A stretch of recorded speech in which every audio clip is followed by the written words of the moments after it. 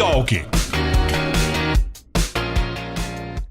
Eu sou o André Castilho para quebrar alguns estereótipos nos quais a gente costuma muito acreditar, e a gente vai falar um pouco sobre um estereótipo muito específico, mas que é muito importante para a história da arte, certo, Felipe Vieira? Com certeza. A gente estava até conversando aqui um pouquinho antes de começar a gravar um programa sobre música medieval. Cara, é uma pauta interessante. Eu gosto de história, principalmente histórias que me envolvem, né? Música também, a parte de arte também é bacana. Então, vamos seguir aí que a pauta hoje vai ser linda. Vai ser muito legal. E o Simval que estava sugerindo a gente falar sobre isso, né, Simval? É isso aí. Eu vim direto de um mosteiro para alegrar o coração de vocês, sair da minha reclusão para dizer para vocês o seguinte, né? Muitos têm esse estereótipo, preconceito em relação ao período medieval, como se naquele período fosse só trevas, como a gente aprende na escola, mas foi um período em que a igreja e os cristãos em geral produziram muita arte boa. E nós vamos falar um pouco disso. E está aqui conosco alguém que, olha, tá à altura ali. Não sei se ele ia pintar a Capela Sistina, mas eu acho que ele chega pertinho, viu? Ia estar no top 5 aí para ser considerado pelo Papa. Daniel Bota! É isso aí, pessoal. Estamos aqui. Depois dessa apresentação. Constrange. Beleza, mas vamos primeiro falar, antes de falar sobre a história antiga, vamos falar da atualidade. Giro Pop. Simval, já assistimos 2 temporadas de A Casa do Dragão. Vem mais? Pois é, André, a espera eterna, né? Nós vivemos numa era, aquele período, sabe, que você tinha uma janela menor que um ano entre as temporadas. Sim. Era bom, né? Era bom, a era da TV aberta, isso acabou, gente. Morreu e não vai voltar mais. A era do streaming é assim, 3 anos, 4, às vezes, pra você ver uma nova temporada. E a Casa do Dragão já tem data, né? Finalmente, né? O senhor da HBO garantiu. Isso, quando de 2027? Tá pra ser vendida, não sei se a palavra dele vale muito. Mas diz a lenda que Casa do Dragão, a 3ª temporada, estreia no começo do verão. Ele fala, palavras dele, começo do verão americano. Ou seja, nós estamos falando de final de junho, começo de julho. E até essa espera acontecer, né? A gente tá todo mundo ansioso para saber, afinal, essa que não é a última temporada ainda, né? Então vem mais tempo, pode pôr alguns aninhos na conta até ver as últimas temporadas. Mas, no meio do caminho, em janeiro, vai estrear a spin-off de Casa do Dragão, né? Que se passa 100 anos antes. A história se passa 100 anos antes. Então, sim, mas 100 anos antes de A Guerra dos Tronos, né? Que é aquele do Cavaleiro dos 7 Reinos, não é isso? Isso mesmo. Isso. Complementou bem. Guerra dos 7 Reinos, 100 anos antes da Guerra dos Tronos. Então, na verdade, é um período histórico entre uma coisa e outra, né? Entre a Casa do Dragão e Guerra dos Tronos. Lembrando que essa é uma série para maior de 18 anos, tá bom? Então fica a dica aqui para todo mundo. Mas a gente vai falar um negócio que não é para maior de 18 anos, Felipe, e que fez parte da infância de muita gente. Até falei que o Daniel Bota falou, mas o que é isso que vocês vão falar? Eu falei, não, você assistiu Changeman? Assisti. Então é um Super Sentai. E os Super Sentai estão acabando, Felipe. Infelizmente, após 50 anos aí, ó, RIP, Rest in Peace aí, Super Sentai foi de arrasta pra cima, galera. Infelizmente, problemas financeiros na Toei, não estou conseguindo manter. Lançaram a última, se não me engano, em Sentai Gozyuger, em 13 de fevereiro desse ano, mas infelizmente está se findando essa era de milhares de anos, hein? Assisti muito quando era pequeno e já era reprises. E já brincou muito com os amiguinhos também, né? De lutinha. Demais. Ó, essa cicatriz aqui foi brincando, se você tá aí. Bate a cabeça no sofá, braço de madeira, ó. Acabou. Foi brincar de tentar dar o mortal, cara. Não sabia dar mortal, daí deu nisso. Brincadeiras saudáveis dos anos 90. Viajando por terras distantes. Eu estava em 2016 em Estrasburgo, na França. Fui lá a trabalho, inclusive. Gravaram um especial sobre a Reforma Protestante com Saião, Itamar Neves, Clayton Kuntz. Fale mais sobre isso para despertar a inveja dos crentes. Exatamente. Cara, a gente andou aquela vez lá. Foi muito legal.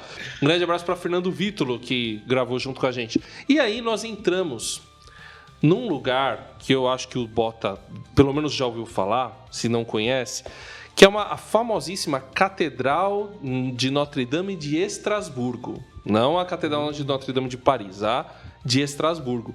Que durante a Reforma Protestante, ela chegou a aderir às ideias de Lutero. Ela chegou a ser uma igreja protestante e depois voltou para o catolicismo. Se eu não me engano, ele é a sede da Diocese de Estrasburgo. E quando eu entrei lá, eu vi os vitrais. E os vitrais, que são muito antigos, é coisa assim de 500 anos atrás, uns vitrais lá contam algumas parábolas de Jesus. E agora eu não lembro se era a parábola do semeador ou a parábola da ovelha perdida. E, cara, eu me emocionei. Porque acho que a arte faz isso com a gente, né? A arte emociona. Sim.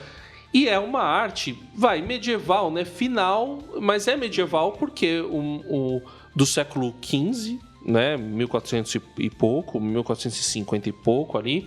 Então quase no Renascimento. Isso, só que eu acho que ainda precedeu. Não... É um pouquinho antes do Renascimento. É o final da Alta Idade Média, sim, digamos assim. Então, a gente vê... E quando nós vemos igrejas católicas medievais antigas, a gente vê como, né, conforme o senhor falou, é claro, a Idade das Trevas ela é chamada assim porque houve outras coisas, né, que o pessoal coloca e porque teve iluminismo depois, mas de verdade não é exatamente uma Idade das Trevas, é uma idade onde houve muita produção importante artística, né, Bota? Essa igreja eu não conheço, né, eu estive só em Notre-Dame, lá na França, mas essa eu não conheço, mas eu sei... também por ter viajado ali na Europa tal, que a gente tem essa experiência de ficar profundamente tocado, né? Então, eu me lembro de várias que eu fiquei muito... tive essa experiência, né?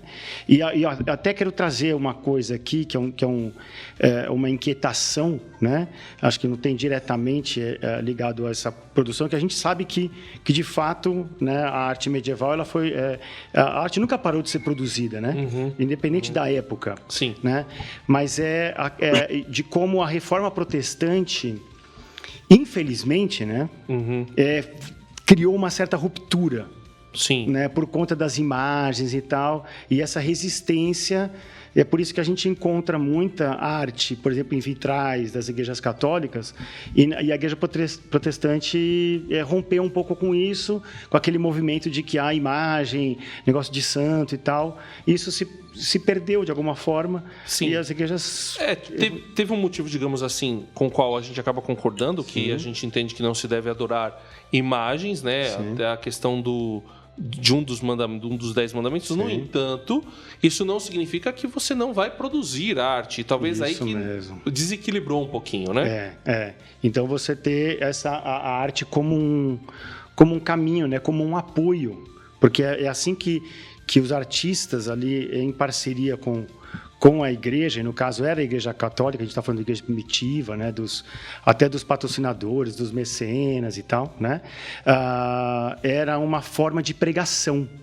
Né? Então você tem aqui os místicos, né? Então você tem os místicos usavam muito as imagens para falar do evangelho, né? Para pregar o evangelho. Então só que eram imagens em vitrais ou em esculturas, né, que estavam ali distribuídas. Era uma forma não verbal de você estar comunicando o evangelho. Então, de fato, acho que é um desafio que ainda permanece hoje. Né? Se a gente entra nas nossas igrejas hoje contemporâneas, elas, na minha opinião, elas são feias, né? Elas são feias. Então, essa coisa das paredes pretas, até tem esse movimento, né? Mas então você tem alguns movimentos muito pontuais de igrejas que entendem isso e falam assim, por que a gente não pode colocar aqui uma arte que está contando uma história, seja uma história bíblica ou não, né? Ou ela está uma arte um pouco mais contemporânea, mais aberta, mas que de uma forma estimula essa produção, né? Sem esse medo de esbarrar numa questão de idolatria, esse tipo de coisa. Né? Bota, mexeu com a parede preta, mexeu comigo, mas brincadeira.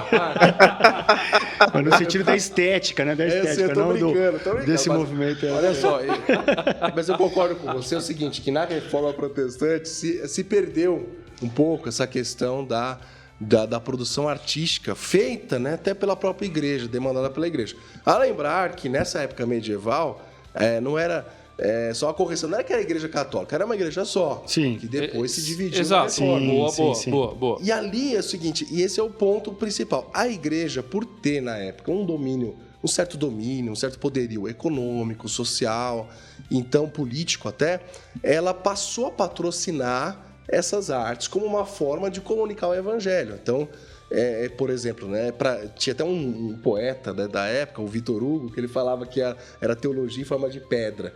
Então, ou seja, as esculturas, as próprias catedrais, o conceito de construir catedrais justamente era uma resposta até mesmo ao crescimento dos muçulmanos, né? Lembrando que teve as cruzadas ali no começo do século XII.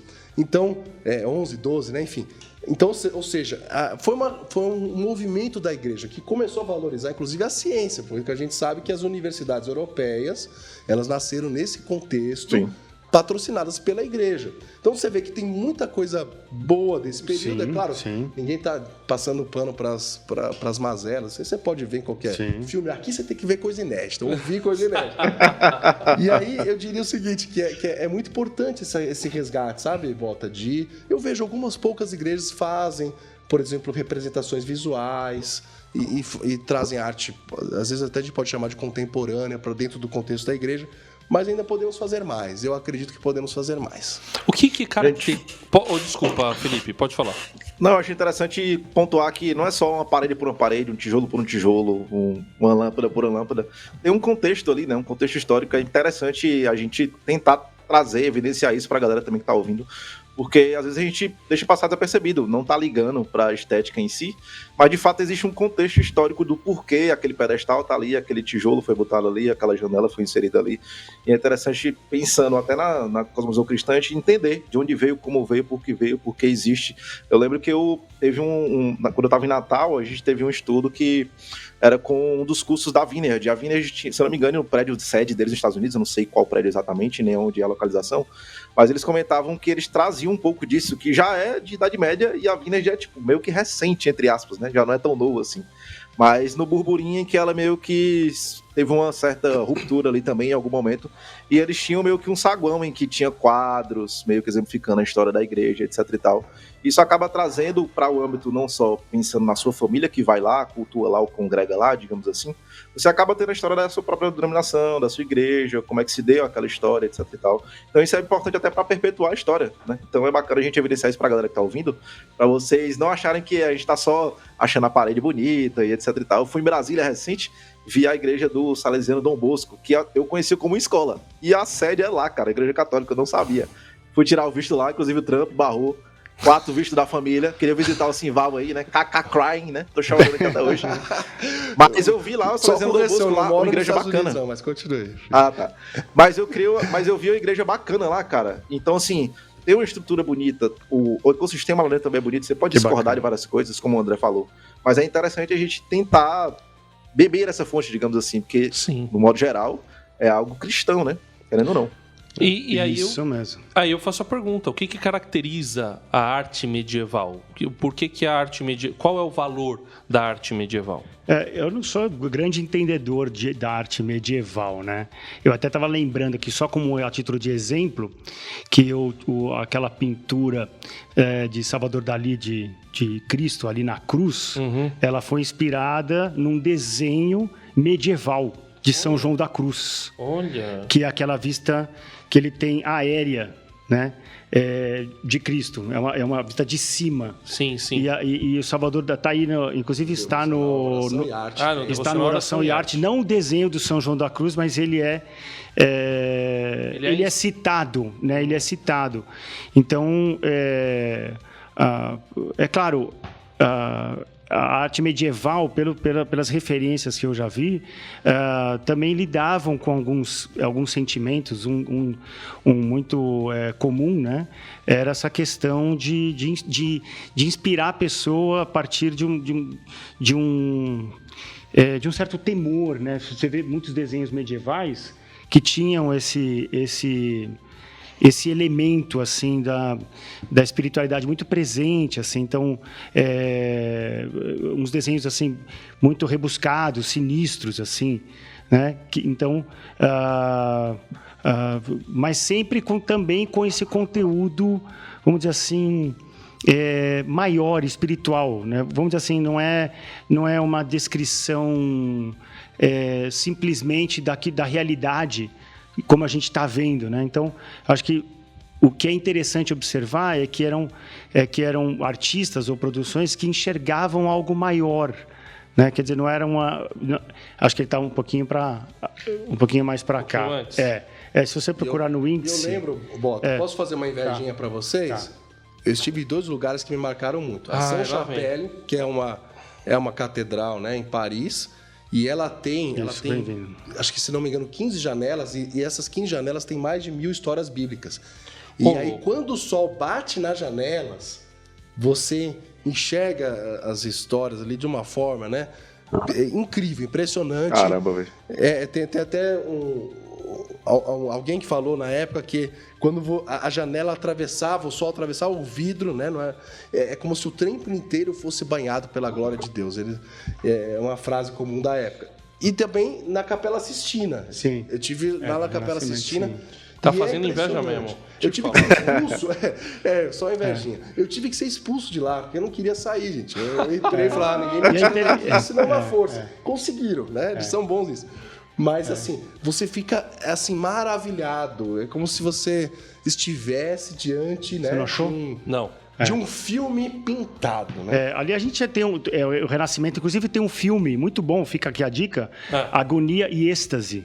É um filme do Charleston Heston, bem antigo, onde mostra como Michelangelo, de alguma forma ali, né, pintou a Capela Sistina, e tinha até tudo aqueles nus também, né, que criaram uma questão ali com o Papa e tal na época, mas que que é um ícone hoje, né, eu também estive lá.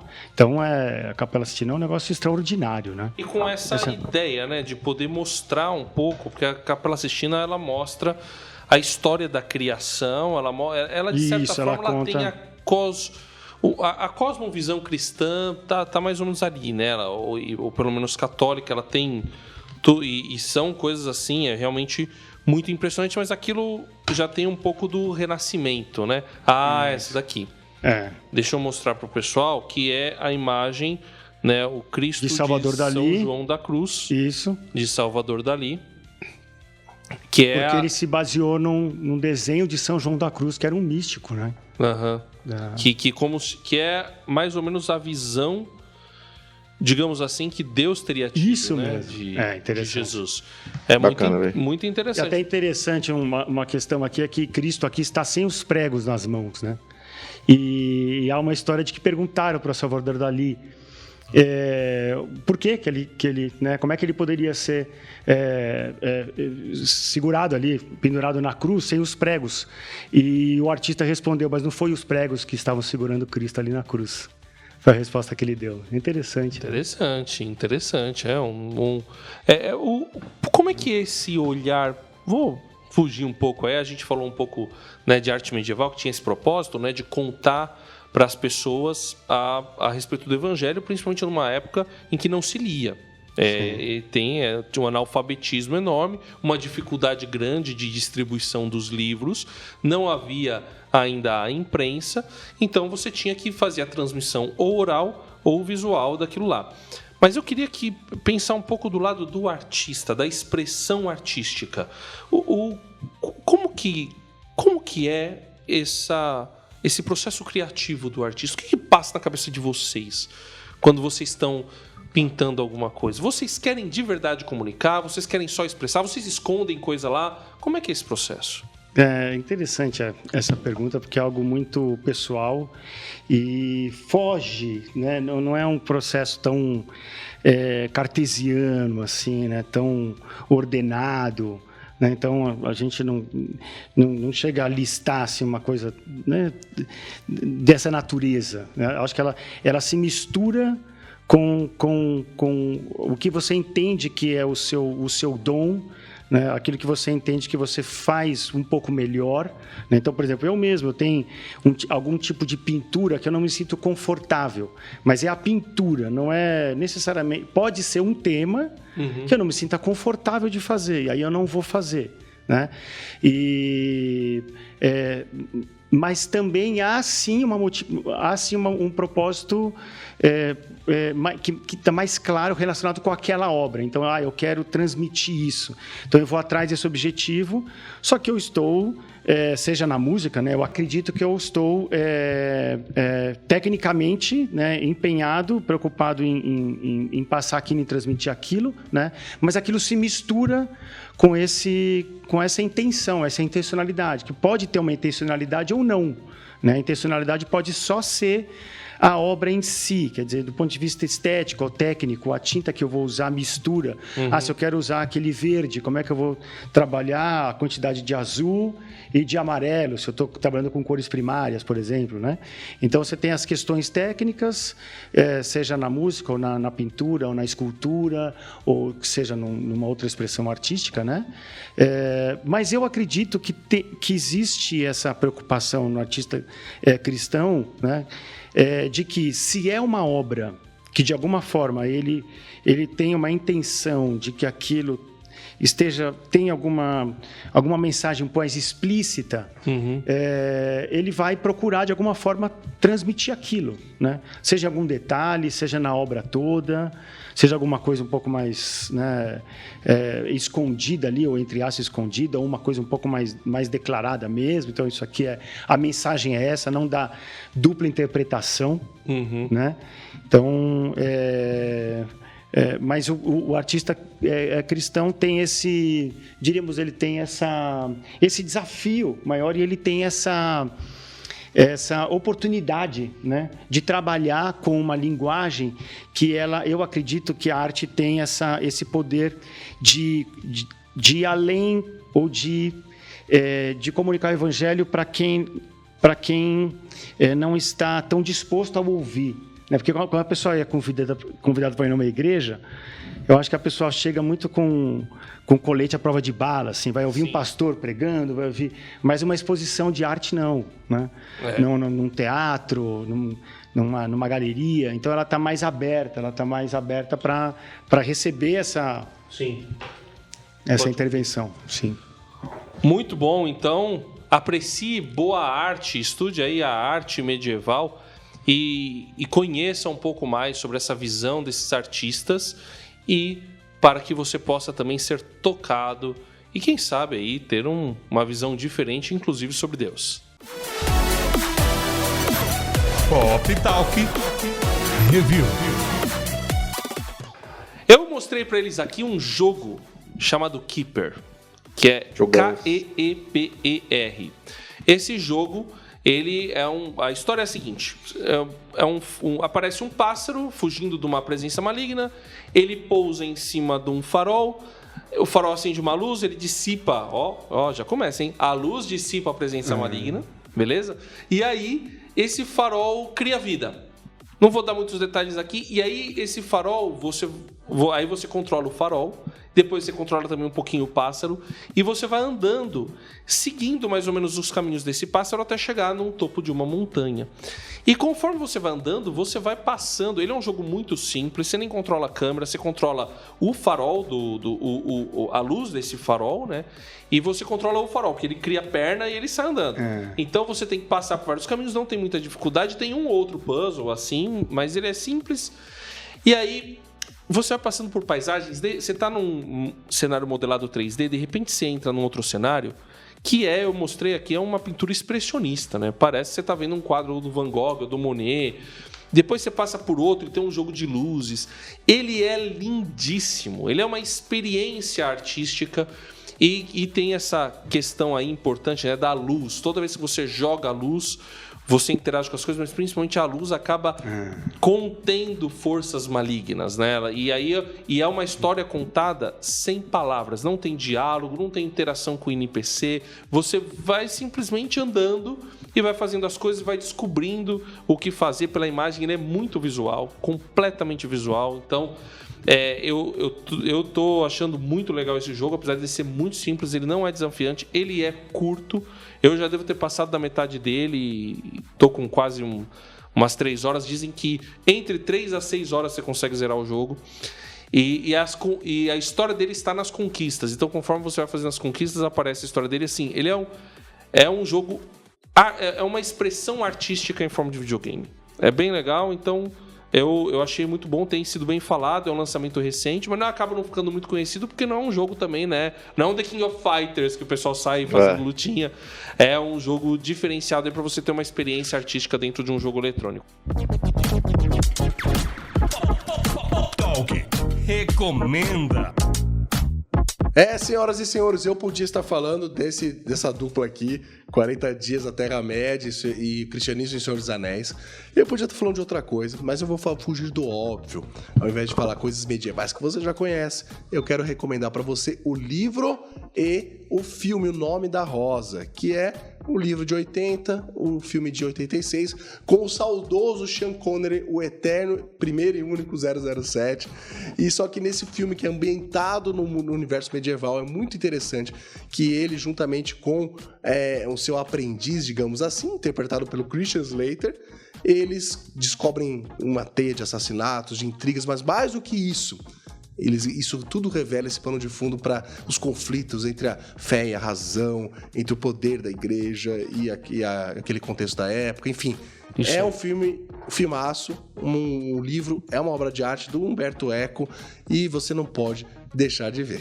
Muito bom. Eu recomendo, inclusive, porque eu estive no mosteiro que inspirou e parte das filmagens, tá? O mosteiro de Melk, na Áustria. Caramba! Tem lá uma biblioteca lá, toda medieval. E eu estive lá, muito legal. Muito bom. É sensacional isso aí. Muito bom, Bota. E que livro que você vai recomendar? Quero recomendar aqui um livro que foi best-seller, até hoje é campeão de vendas, assim, ele realmente faz muito sucesso, já traduzido para várias línguas, tal, que é o livro Caminho do Artista, da Julia Cameron. Ela já é uma autora famosa, tem outros livros, mas para quem quer pensar, né, esse caminho do artista, todas as questões que envolvem a própria interioridade do artista, as dúvidas, né, será que eu vou viver da arte, não vou viver, essas questões internas, ela propõe lá um tipo de uma agenda, de um diário para você anotar e para você, enfim, alguns exercícios. Então é um livro realmente muito bom e apesar de não ser um livro, diríamos assim, cristão de carteirinha, né, ela cita bastante a Bíblia, ela fala bastante em Deus, então ela tem uma ponte assim para a espiritualidade, muito Legal. bom. Caminho do Artista, Julia Cameron. Muito bom. Felipe, 30 segundos. Houve um tempo em que se alugava um VHS, né? Um tempo não tão longínquo aí. Alugava com meu avô. Então vou indicar aí, em homenagem ao Super Sentai, o Inspector. Coisa linda, dá pra assistir com a família. Vão rir muito, porque o negócio é meio, né, feioso, mas é muito bom. Aproveitem em família, galera. É isso aí, pessoal. O Pop Talk fica por aqui. Muito obrigado. Não esqueça lá em editora.com.br, cupom PopTalk, 20% off. Abraço, valeu. Valeu.